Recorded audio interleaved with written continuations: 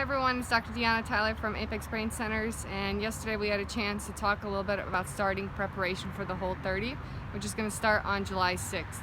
So yesterday we went over basically checking your pantry and your refrigerator to kind of start clearing things out, finishing things or throwing them away that you know you won't be able to consume during the Whole30. If you need a reference of what these food items are, you can check our last post as I listed off everything that's not allowed during this challenge. Today I wanted to briefly discuss with you what shopping should look like.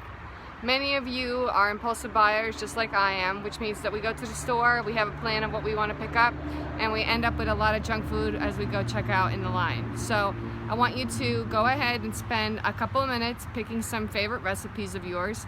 You can go on Instagram on the Whole30, and they have a few approved pages that have Whole30 compliant recipes.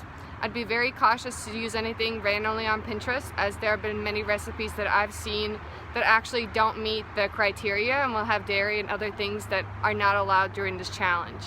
So I want you to pick a few recipes. I would start with at least 5 of them, just so you have some sense of variety.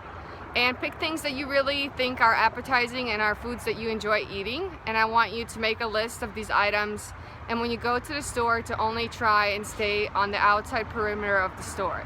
That means that we're really only buying fresh fruits, vegetables, and meats, as well as other sources of protein, and we're staying away from all the junk food. If you have any great tips on how to avoid accidentally buying things that you know you shouldn't be buying, let us know, because we all kind of run into that trouble.